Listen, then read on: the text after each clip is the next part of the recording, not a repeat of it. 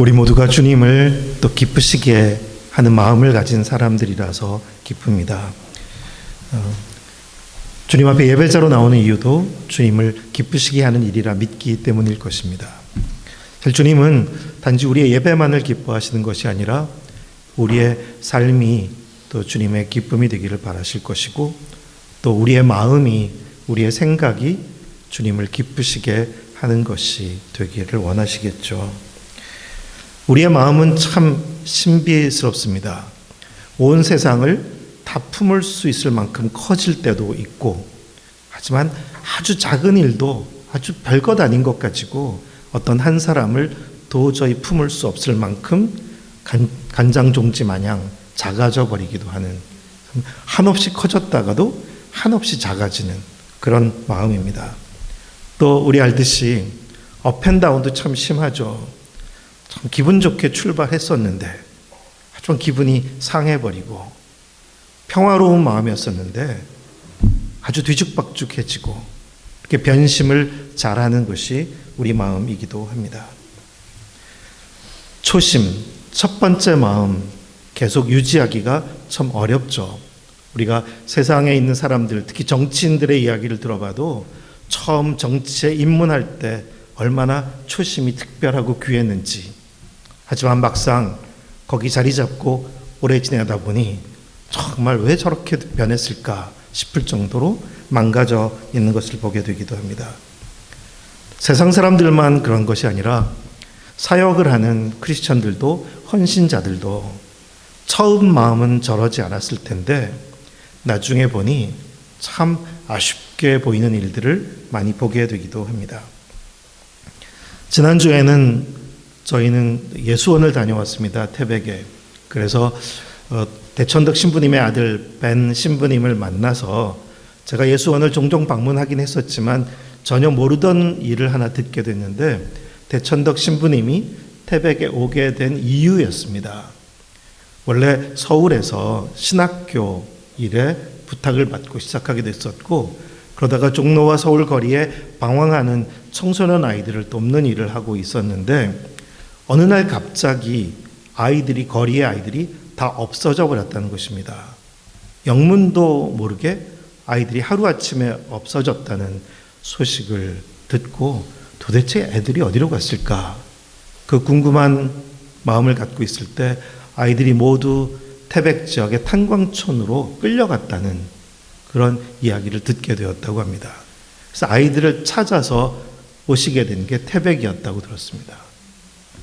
그 당시에 이제 독재자는 거리 청소, 미화의 뜻을 품고 거리를 어지럽히게 하는 사람들을 한꺼번에 다른 곳으로 강제 이주시켜버렸던 것이죠. 그것이 얼마나 비극적인 일이고 잘못된 일인지 아마 독재자는, 정치가는 이것이 나라의 장래를 위한, 그리고 국제적인 어떤 잘 보일 수 있는 좋은 기회라고 생각했었을 것입니다. 나름 명분이 있었고 이유가 있었겠죠. 하지만 많은 사람들과 아이들과 가정에 참 아픔을 남겨준 비극적인 잘못이었습니다. 저는 그 소식을 들었을 때, 그리고 대신부님은 이제 태백 쪽으로 오셔서 거기서 아이들을 찾아가는 과정에서 그 지역에 함께 기도할 수 있는 기도의 처소로 예수원이 시작되게 됐고, 모든 사람들이 중보기도의 마음을 갖고 또 화해와 회복을 위한 소중한 여정을 시작하게 되셨다고 들었습니다. 저는 이 이야기를 통해서, 저희가 캐나다에 오래 있었거든요. 메노나이트를 좀 더 배우고 싶어서 96년에 갔다가 캐나다에서 13년 동안 캐나다에 지내게 됐었는데, 그곳에서 캐나다 원주민들이 겪었던 아픔의 이야기들을 이제 다시 생각해 보게 되었습니다. 캐나다에 있는 동안에도 곳곳에서 원주민들이 겪고 있는 아픔을 간접적으로 듣기도 했지만, 몇 년 전에는 기숙사 학교가 있었던 부지에서 아이들의 집단 매장 뼈 무덤들이 발견되게 되면서 캐나다의 큰 뉴스거리가 됐었습니다. 근데 그 이유도 들어보게 되면, 처음 유럽에서 온 크리스천들이 또 그리고 세워진 교회와 사역자들이 원주민들을 선교하겠다는 명목으로 1세대는 바뀌는 것이 쉽지 않으니 아이들이라도 빨리 이제 개조해야 되겠다라는 그런 명분을 가지고 아이들을 강제로 부모의 동의도 없이 알지 못하는 곳으로 데리고 가서 거기에 기숙사 학교에 넣고 소위 기독교 교육을 시킨 것입니다.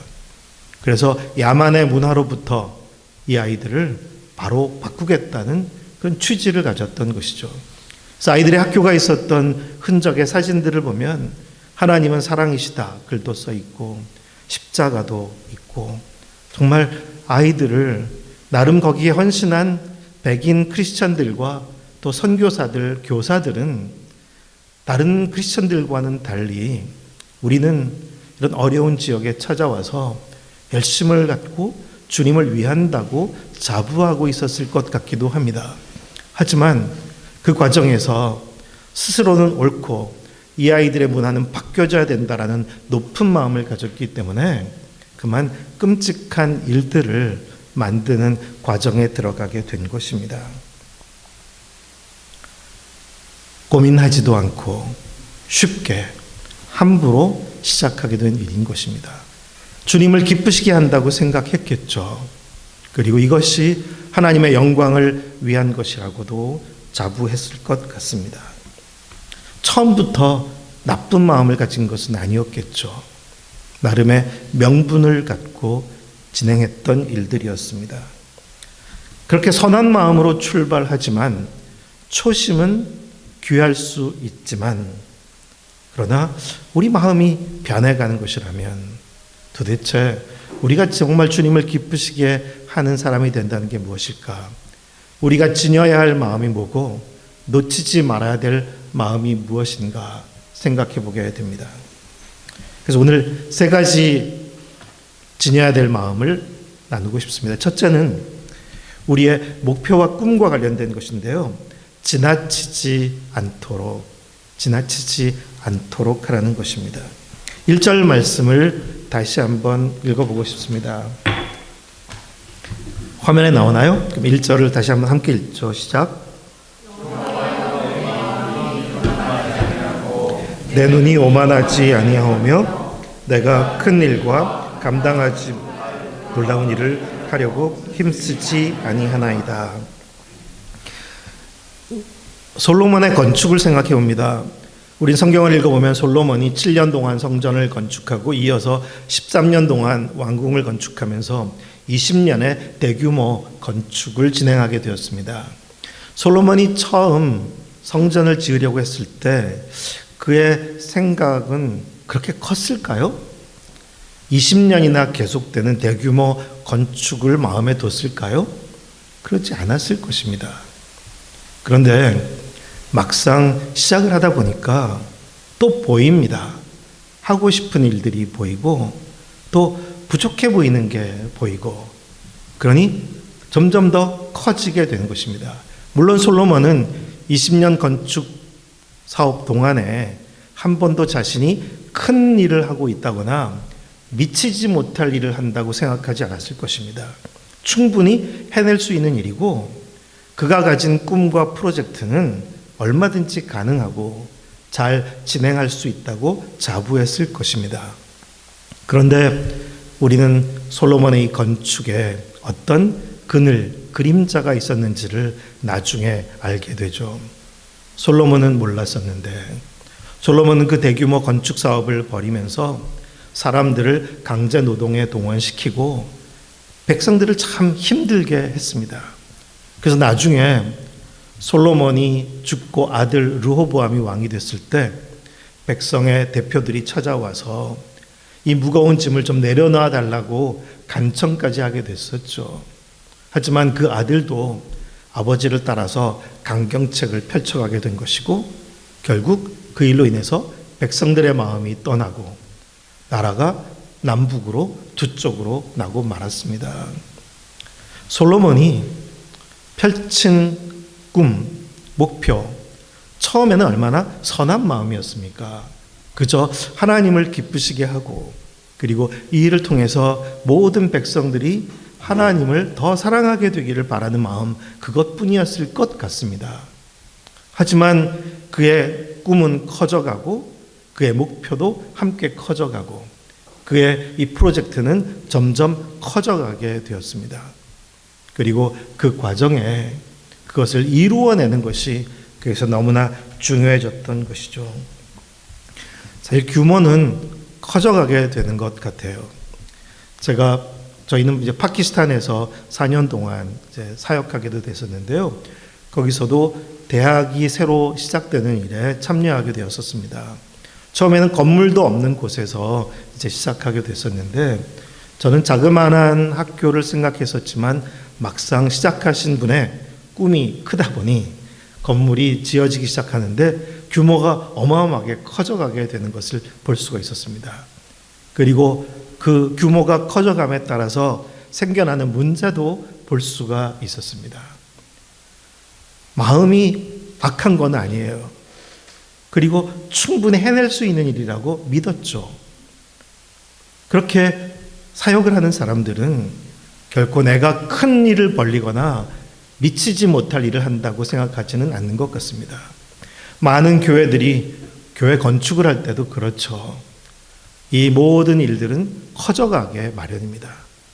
또 하고 싶은 게 생겨나요. 그런데 늘 그 과정에서 놓치는 게 있죠. 자신의 마음을 잘 보지 못하는 것 같습니다. 하나님을 향한 마음과 내 욕심이 사실 함께 섞이게 되는데 그 욕심이 커져가는 것을 모르는 것이죠. 그리고 그 과정에서 상처받는 사람들이 생겨나는데 그것도 또 보지 못하는 것입니다. 그래서 우리가 하는 모든 일들은 위험에 이르게 되고 오히려 하나님을 기쁘시게 하는 일이 되지 못할 때가 참 많은 것 같습니다. 솔로몬도 나중에 후년 말년에 전도서를 통해서 고백한 것을 보게 되면 아쉬워하게 됐던 것 같습니다. 헛되고 헛되고 헛되고 헛되다. 자신이 행했던 그 모든 일이 결코 선한 것이 아니라는 것을 깨닫게 되었던 것 같습니다. 주님께서 원하시는 것은 무엇일까요? 우리가 알듯이 하나님께는 크고 작은 것이 따로 있지 않습니다. 귀한 일과 귀하지 않은 일이 없습니다. 하나님께서 원하시는 것은 우리가 뭔가 멋진 일을 이루게 되기를 바라시는 게 아니라 우리의 마음이 신실하기를 바라시고 우리 마음이 작은 것에도 신실하고 충성되기를 바라실 뿐이지 뭔가 멋진 일을 만들어내기를 원하시는 것이 아닙니다. 하나님 나라에는 우열도 없고 그리고 비교도 없습니다. 하나님께서 지으신 자연 만물 창조주의 세계에는 우리가 알듯이 과잉이라는 것도 없고 과로 같은 것도 없는 거죠.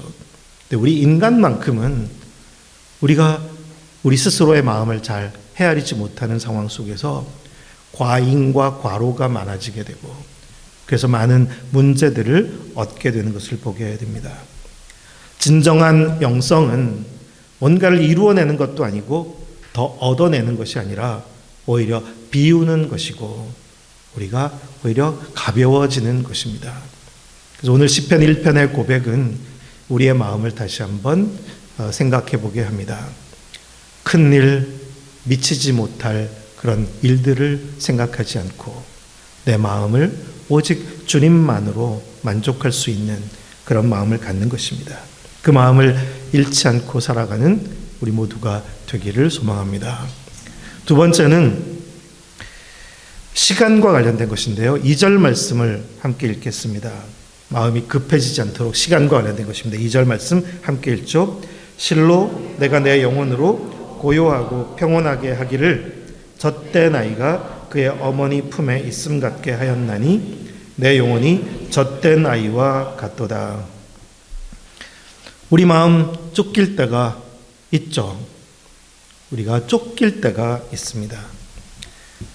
분명히 목표가 분명하면 그리고 일정이 시간표가 만들어지면 우린 쫓기는 상황에 놓이게 될 때가 있습니다. 분명히 목표는 이루어져야 되는 것이고, 그리고 일정 시간에 따라서 잘 진행되어야 하는 것이니까요. 근데 그것이 잘 그대로 되지 않으면 우리 마음은 급해지게 마련입니다. 아마 솔로몬도 그랬을 것 같아요. 막상 이제 건축을 시작하는데 그 꿈과 목표 그리고 기대가 있었겠죠. 언제까지 됐으면 좋겠다. 그런데 늘 마음에 차지 않는 법이고, 그때마다 느려지는 것이 마음에 안 드는 것이고, 그러니 쫓기는 마음이 생기면 백성들을 다그치게 되는 거죠. 무리하게 되는 것입니다. 그런 일들은 우리의 일상에서도 참 많이 있다는 것을 우리는 느낄 수 있습니다. 그리고 우리가 마음이 분주해지고 쫓기기 시작하면 어떻게 되나요? 우리 모든 일이 못마땅해 보이게 되고, 또 사람에 대해서도 자꾸 푸시하게 되고 자꾸 채근하게 됩니다.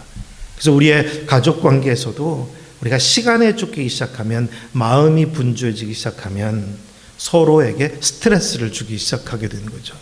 그래서 우리의 마음이 바빠지게 되는 것은 늘 위험하다는 것을 생각해 보게 됩니다. 성경에서도 우리는 마르다와 마리아가 예수님을 집으로 초대했었죠. 예수님을 맞이하는 두 자매의 마음은 얼마나 설렘과 기쁨으로 가득했을까요? 그런데 예수님이 도착하셨을 때 채 준비가 다 되지 않았던 것 같습니다. 그래서 마르다는 바빠진 마음으로 또 부엌에서 열심히 일하고 있었겠죠. 마리아는 예수님을 방으로 모시고 대화를 시작했을 것입니다. 그런데 마르다의 마음이 바빠지게 되니까 그 다음엔 화가 나기 시작했어요. 그래서 심지어 이제 동생 마리아를 정죄하는 마음이 생겼고, 예수님께도 이렇게 해달라고 조언까지 하는 그런 위치에 오르고 말았습니다. 사실 우리 마음이 그렇게 바뀌어요. 처음에는 설렘과 자원함으로만, 기쁨으로만 시작한 것인데 바빠지기 시작한 거죠. 분주해지면 노란불이 켜진 것이고, 경고등이. 그러다가 누군가를 비난하고 정죄하게 되면 빨간불이 켜진 것입니다. 그것은 더 이상 주님의 일이 아닙니다. 그래서 주님은 우리 마음이 바빠지는 것을 결코 기뻐하시지 않는다는 것을 생각해 보게 됩니다. 저도 이제 저희도 사람들과 함께 더불어 살다 보니 공동체에 대한 관심이 많아서 세계 곳곳의 공동체를 방문할 기회도 있었는데, 독일 다름슈타트에 있는 가나안 자매회, 마리아 자매회로도 불려지는 바실리아 슈링크라는 분이 시작한 공동체를 방문한 적이 있었습니다. 그곳에 자매들의 이야기를 들었는데 그들이 늘 기도하는 일이 있었대요. 그 기도는 뭐냐면, 하나님, 우리의 관계 문제가 생기면 우리가 하는 일이 다 잘 안 되게 해주십시오 라고 기도한다고 합니다. 그렇게 기도하는 자매들이었기 때문에 그들도 함께하는 노동이 있었고, 또 책도 만드는 출판 일도 하기 때문에 그 인쇄를 위한 윤전기가 돌아가는데, 어느 날 윤전기가 멈추게 되면 보통 사람들 같으면 당연히 기계를 손보고 기술자를 불러서 기계를 고치겠죠. 그런데 그런 일이 있을 때마다 이 자매들은 그렇게 기도한 사람들이라 그런지 일손을 다 멈추고 각자의 방으로 돌아가서 자신들을 돌아보는 시간을 갖는다고 합니다. 그러다가 자매들 사이에 관계 문제가 있다는 것을 아는 사람이 상대방 자매에게 용서를 구하는 쪽지를 써 넣어주고, 그러면 그 쪽지를 받은 자매도 자기도 미안하다고 용서를 구하고 화해가 이루어지면 멈춰있던 윤전기가 저절로 다시 돌아가게 된 그런 기적들을 많이 간증으로 이야기를 하더라고요. 저는 정말 멋진 공동체 자매들이다 생각이 들면서도 우리가 그렇게 기도할 수 있을까? 그렇게 반문해 봤습니다. 하나님, 우리 가족들 사이에 문제가 생기면 우리가 가족이 하는 비즈니스고 뭐고 다 잘 안 되게 해주시고, 우리 교회나 공동체나 선교지에서의 사역에 우리 관계에 문제가 생기면 우리가 하는 프로젝트며 사역이며 다 잘 안 되게 해주십시오. 우리가 그렇게 기도할 수 있을까? 왜 우리는 그렇게 기도하지 못하는 것일까? 우리에게는 사람보다 일이 더 중요해져 버렸고, 사역보다, 관계보다 사역이 중요해져 버린 거겠죠. 그래서 주님은 우리 마음을 다시 들여다보게 하십니다.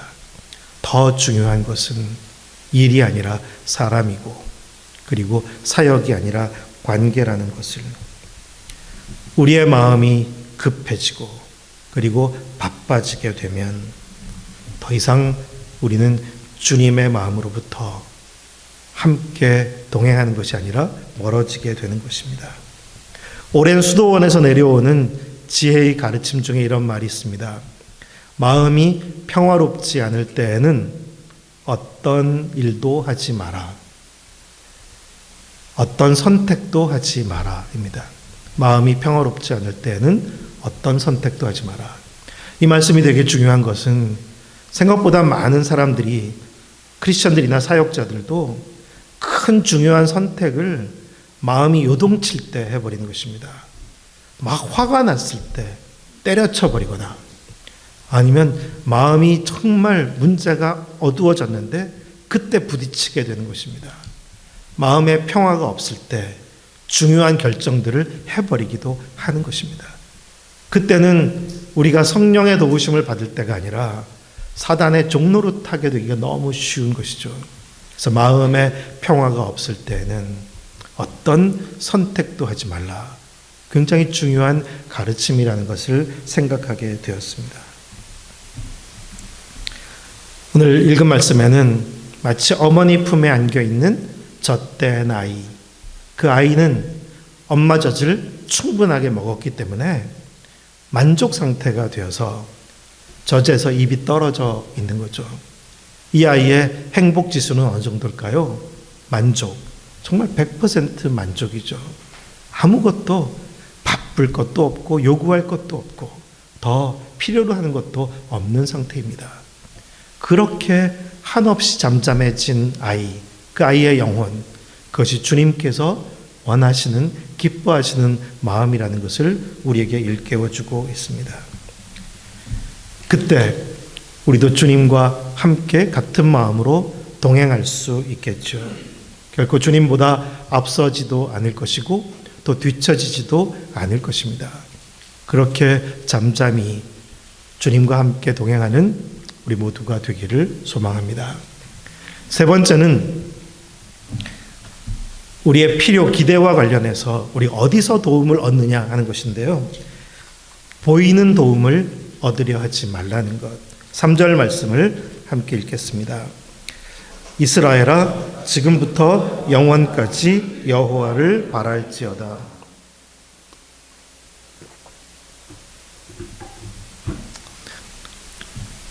우리가 나의 힘이여 도움이신 하나님을 늘 바라는 마음을 갖고 있지만 우리의 인생의 여정에서 우린 도움을 필요로 할 때가 참 많이 있고 또 당연히 기대도 생겨나게 되죠. 그리고 그 기대는 사실은 보이는 것들과 많이 관련되어 있습니다. 때로는 긴급한 도움이 필요할 때도 있고 그리고 도움이 없이는 진행이 안 될 때도 있는 것입니다. 그때 도움을 우리는 보이는 데서 찾게 마련이고, 그래서 우리에게 어떤 프로젝트가 있을 때, 목표가 있을 때 우리는 도움이 될 수 있는 곳들을 바라는 마음이 분명히 있습니다. 선교지에서도 많은 선교사들이 후원을 필요로 하죠. 그러니 후원자들에게 도움을 요청합니다. 후원교회, 후원단체, 당연히 보이는 도움이기도 하죠. 그래서 거기에다 후원 편지를 쓰게 되기도 합니다. 그래서 우리는 후원을 또 많이 얻게 될 때 안심하게 되기도 하고 또 후원이 부족하면 힘들어지게 되기도 하는 거죠. 근데 하나님은 우리 마음이 어떠하기를 원하시는가 생각해 보게 됩니다. 사실 이스라엘의 역사 속에 보면 위기에 처했을 때 왕들은 도움을 청할 때 보이는 도움을 빠르게 청하기 시작합니다. 그래서 심지어 주변 민족들의 도움까지 청해 오게 되기도 하죠. 하지만 그런 경우에는 예외 없이 결국 주변 민족들의 도움은 얻지만 결국 그들에게 발목 잡혀서 이스라엘이 더 큰 어려움에 처하게 된다는 것을 성경의 역사는 보여주고 있습니다. 그래서 하나님이 원하시는 것은 이스라엘의 리더들이 비록 위기 상황 속에서도 보이는 도움을 찾고 얻으려 하기보다 하나님을 바라보게 될 것을 분명하게 요청하고 있는 것을 우리가 보게 됩니다. 우리 다윗을 생각해 보죠. 다윗은 처음 청년의 시기에 하나님의 귀한 부르심을 따라 사역하게 될 때 결코 보이는 도움을 청하는 사람이 아니었습니다. 골리앗 앞에 설 때도 오직 여호와 만군의 하나님 한 분만을 바라보고 홀로 섰던 사람이었고, 사울에게 쫓겨갈 때에도 그는 보이는 도움을 구하지 않았습니다. 하나님 한 분만을 의지하고 힘든 시간이지만 계속 걸었습니다. 그리고 처음 왕위에 오른 다음에도 다윗은 항상 사실 숫자가 별로 없었어요.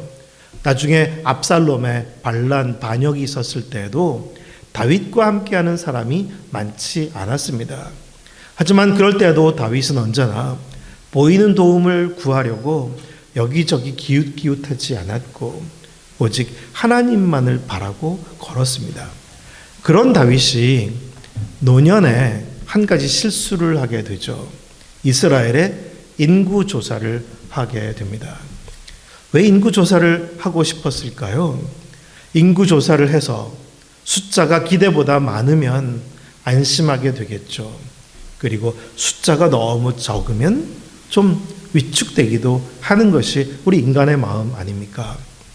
다윗이 인구조사를 하려고 할 때 심지어 부하였던 요압 장군도 그럴 필요 없다고, 하나님께서는 얼마든지 우리의 수를 늘려주실 수 있는 분이라고 그렇게 만류했지만 왕의 의지를 꺾을 수가 없었습니다. 그때 아무튼 다윗은 시험에 들어서 인구조사를 하게 된 거죠. 그 결과로 하나님의 징계를 받게 되고 그 징계로 이스라엘 백성들 전체가 괴로운 날들을 보내게 되었습니다. 왜 하나님은 다윗의 인구조사를 기뻐하지 않으셨을까요? 분명합니다. 하나님은 다윗의 마음을 원하셨던 거죠.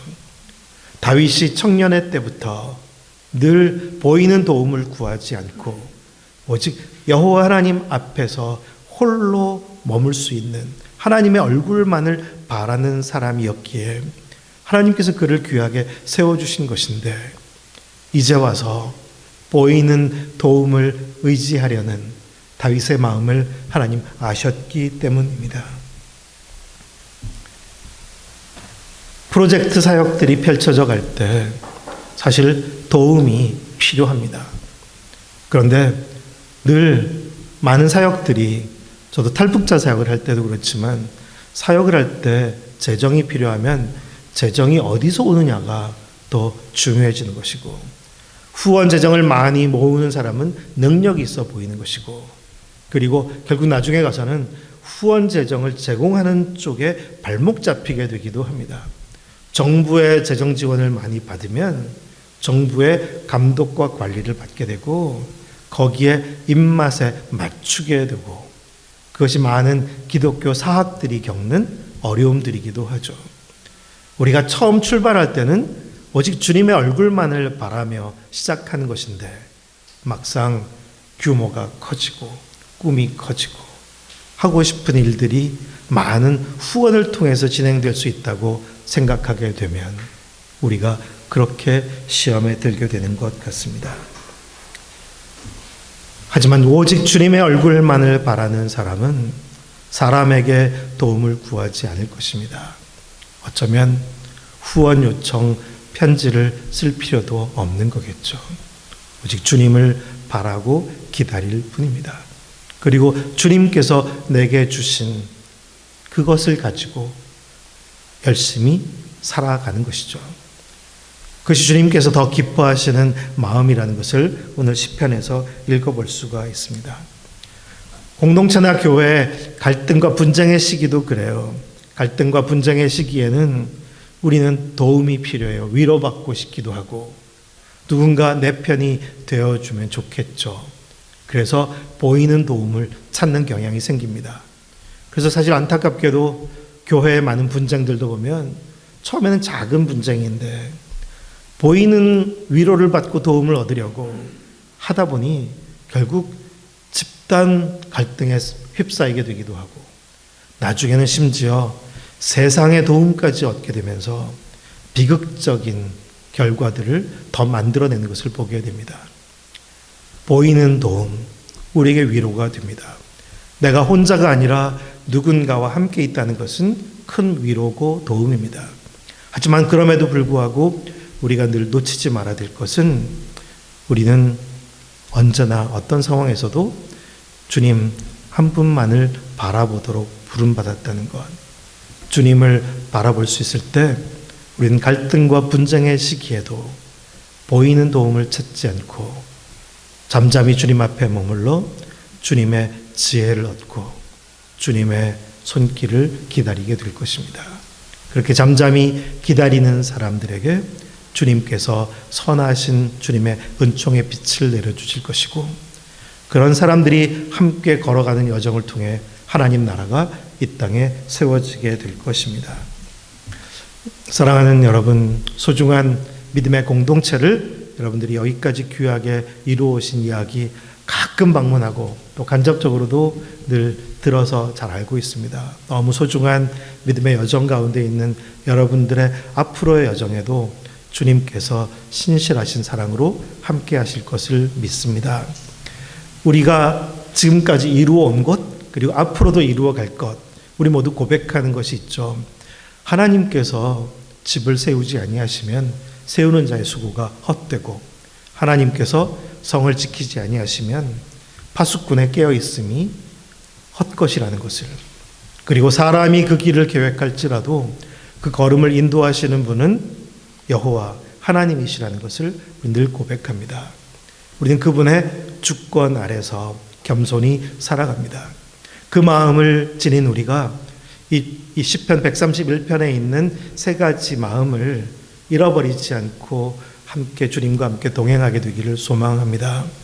결코 큰 일, 미치지 못할 일보다 정말 작은 일에도 소중한 마음으로 주님과 함께 걸어갈 수 있게 되기를 결코 바빠지거나 급해지지 않고 늘 우리의 마음이 평온하고 잠잠하기를 그리고 다른 어디 바라보지 않고 오직 주님만을 바라봄으로 주님의 도우심으로 살아가는 우리 한 사람 한 사람 또 우리 보나콤 공동체 되기를 주님의 이름으로 축원합니다.